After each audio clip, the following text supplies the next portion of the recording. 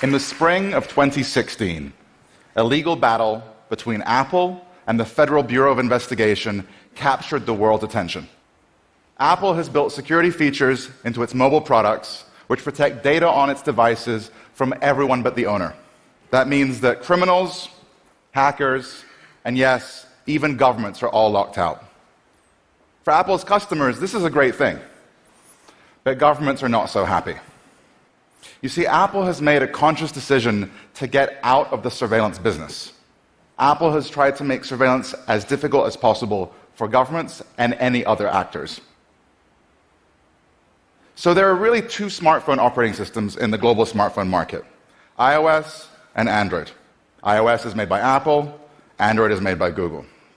So Apple has spent a lot of time and money to make sure that its products are as secure as possible. Apple encrypts all data stored on iPhones by default, and text messages sent from one Apple customer to another Apple customer are encrypted by default without the user having to take any actions.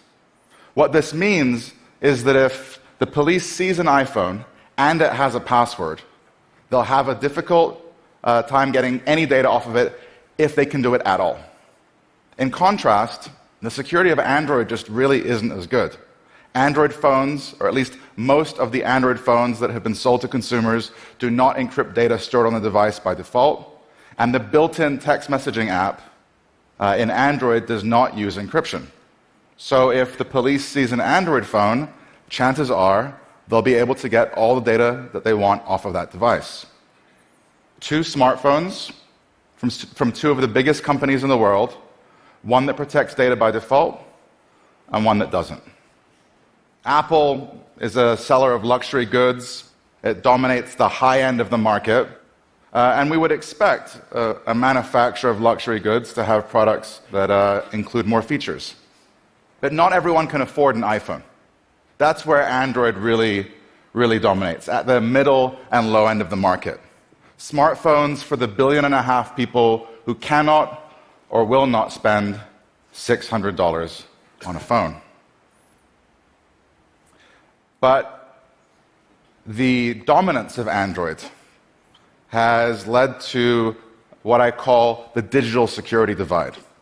That is, there is now increasingly a gap between the privacy and security of the rich, who can afford devices that secure their data by default, and of the poor, whose devices do very little to protect them by default. So, think of the average Apple customer. A banker, a lawyer, a doctor, a politician. These individuals now increasingly have smartphones in their pockets that encrypt their calls, their text messages, all the data on the device, without them doing really anything to secure their information. In contrast, the poor and the most vulnerable in our societies are using devices that leave them completely vulnerable to surveillance. In the United States, where I live, African Americans are more likely to be seen as suspicious, or more likely to be profiled, and are more likely to be targeted by the state with surveillance. But African Americans are also disproportionately likely to use Android devices that do nothing at all to protect them from that surveillance. This is a problem. We must remember that surveillance is a tool. It's a tool used by those in power against those who have no power.